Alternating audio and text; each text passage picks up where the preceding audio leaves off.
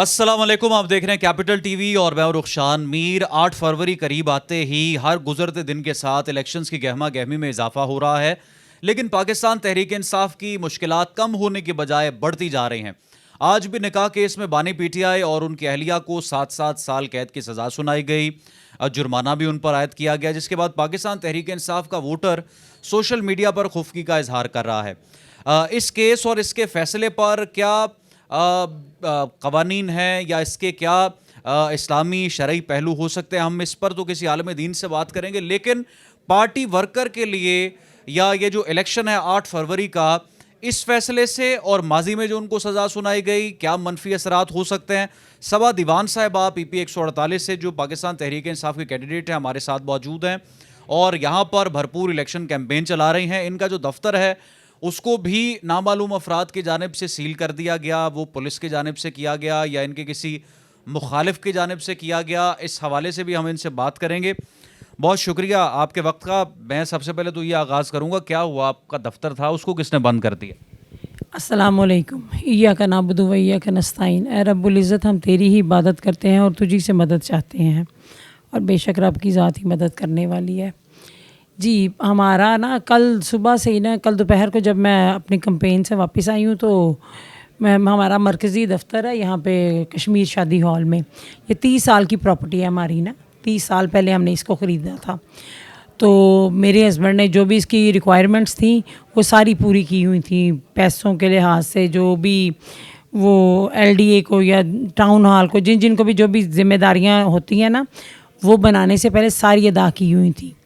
तो कल तकरीबन 3 गाड़ियाँ पुलिस की आई हैं और उनके साथ 2 आदमी आए हैं जो गूंगे थे।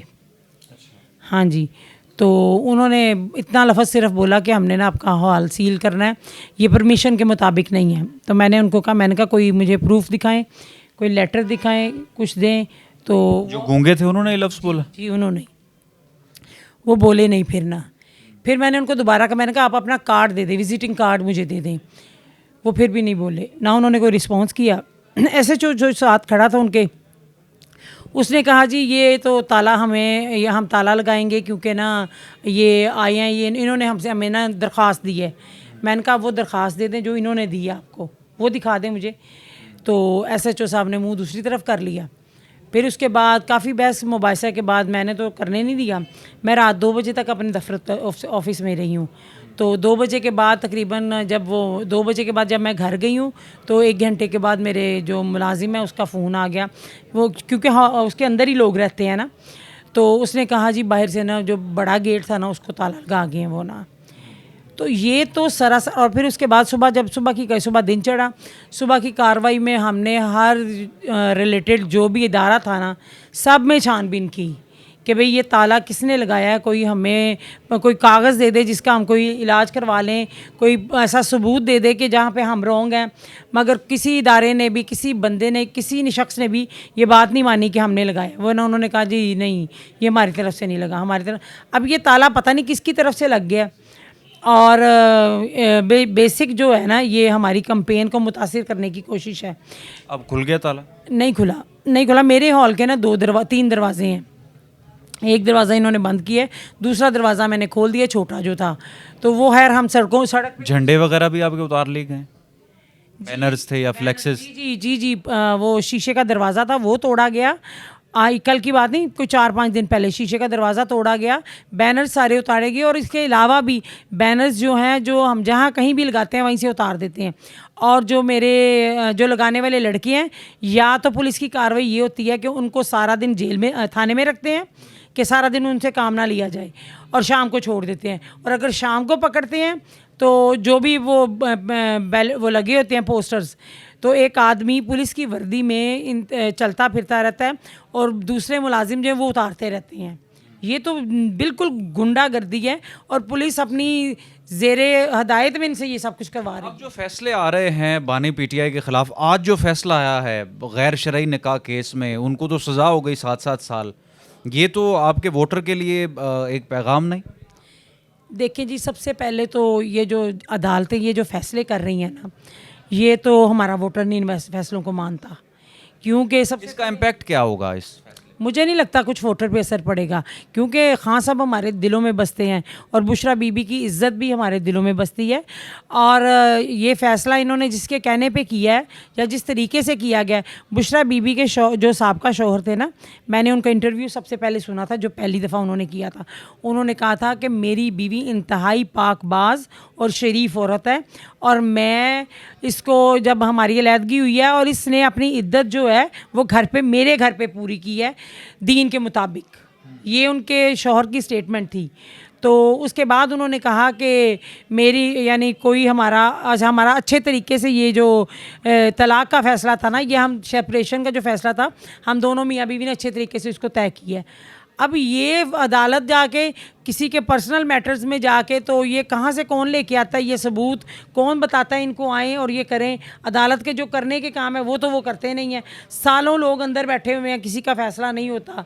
फांसी के फ़ैसले लोगों के रुके हुए हैं, हमारे मिलने वालों में प्रॉपर्टी के फ़ैसले, ये सारे रुके हुए हैं। ये इन फ़ैसलों का तो फ़ौरन फैसले आते जा रहे हैं फ़ैसले। हमारी अवाम ये नहीं मानेगी इन फ़ैसलों को, इनको कथन नहीं मानेगी। और मेरे ख्याल में कैंपेन पर कोई असरअंदाज नहीं। ज़्यादा अग्रेशन वो ज़्यादा बढ़ रही है, वोटर ज़्यादा गुस्से में आ रहा है। और इंशाल्लाह ताला आप देखेंगे बहुत बड़ी तादाद में वोटर निकलेंगे। यानी मैं जिस घर में जाती हूँ, कभी आप मेरी कैंपेन की पिक्चर्स देखें और कभी वेलकम देखें लोगों का कि लोग मुझे कैसे वेलकम कर रहे हैं। मैंने जब पिछला इलेक्शन था ना 2018 का आई थिंक, तो उसमें भी मैंने दीवान साहब की, जब हकान अब्बासी के ख़िलाफ़ उन्होंने इलेक्शन लड़ा था, तो मैंने उसमें भी उनकी कैंपेन की थी।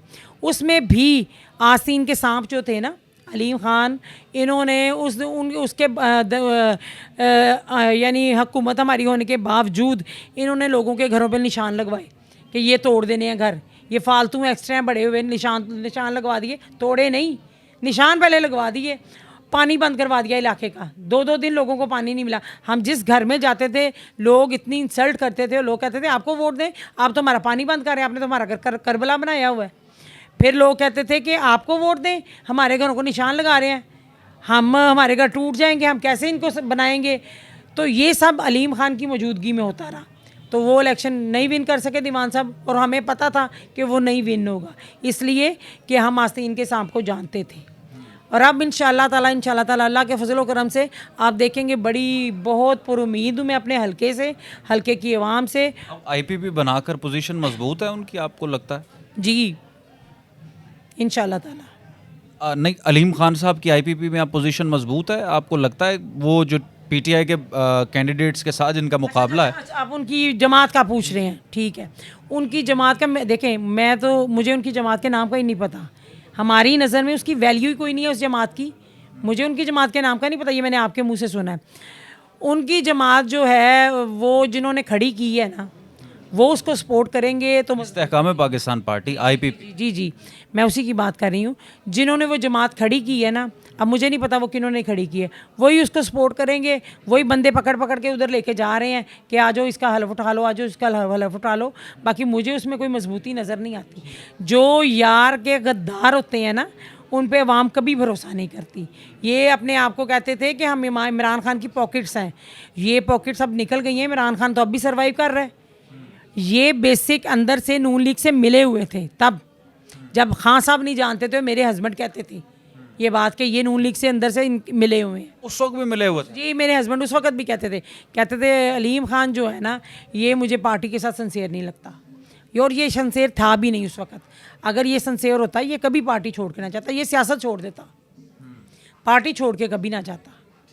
अच्छा, सबा दीवान साहबा, जो इंतखाबी निशान का मामला है, मुख्तलिफ सबको अलॉट हुए हैं, किसी को प्याला, किसी को घड़ा, किसी को घोड़ा।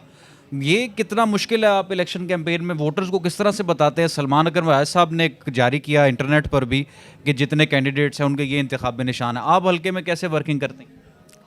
जी, थोड़ी सी डिटेल हो जाती है हमारी, मगर जो हम वो पेपर लेके जाते हैं ना, पम्फलेट जिसको बोलते हैं, जब वो हम आवाम को देते हैं तो मुझे इतनी खुशी होती है। लोग कहते हैं कि आप बेफिक्र रहें, हमने रिसर्च कर ली है। खान साहब के पेज पे जो आपका नाम है, जिनका नाम है आलिया हमज़ा के साथ, आपका नाम है, मदनी साहब का नाम है, और शहजाद, आई थिंक शहजाद साहब का नाम है। तो ये हमें आप ना बताएं, हमने रिसर्च की हुई है। ये खान साहब का कर्ज़ है। ये आपको मैं रियलिटी में लोगों की ज़ुबान बता रही हूँ। वो कहते हैं कि खान साहब का कर्ज़ है हम पे, जो हमने वोट वाले दिन उतारना है। तो मुझे ये जो निशान है, और दूसरा ये बात है ना, इन्होंने हर हलके में नून लीग ने एक बंदा खड़ा कर दिया है। पीटीआई के जो छोड़ के गए हुए थे लोग हलके में खड़े कर दिए हैं ताकि जी पार्टी का वोट टूटे। लोग रिसर्च करके वोट दे रहे हैं, पार्टी का वोट कभी नहीं टूटेगा। लोग रिसर्च करके वोट दे रहे हैं। और मैं कई जगहों पे पम्फलेट देती हूँ तो वो कहते हैं आप इसको ये ज़ाया ना करें, हमें इनका पता है, आपके निशान का पता है, आलिया हमज़ा के निशान का पता है, मदनी साहब के निशान का पता है, शहजाद साहब के निशान का पता है, आप ये पम्फलेट ज़ाया ना करें। और बाज़ लोग तो मुझे ये भी कहते हैं आप हमें शर्मिंदा कर रही हैं, हमारे घर मत आया करें, आप शर्मिंदा कर रही हैं। खान साहब पे खान साहब का कर्ज़ है हम पे, हमने खुद उतारना है। इस हद तक लोग मुझे वेलकम भी करते हैं और ये बातें भी कहते हैं। बहुत शुक्रिया सबा दीवान साहिबा की, आप गुफ्तगू सुन रहे थे नाजरीन। बड़ा कांटेदार मुकाबला है यहाँ पर, और दिलचस्प सूरत हाल ये है कि तमाम तर मुश्किलात के बावजूद और तमाम तर केसेस और उनके फैसलों के बावजूद जो पीटीआई का वोटर है वो आज भी इंटैक्ट है, और तमाम तर पाबंदियों के बावजूद भी लोग बाहर निकलकर इस इलेक्शन के अमल में और जो कैंपेन है उसमें भरपूर शिरकत कर रहे हैं। कमेंट सेक्शन में कीमती राय का इजहार ज़रूर करें। रुखसार मीर को दीजिए इजाज़त, दोबारा हाजिर होंगे। अल्लाह हाफ़िज़।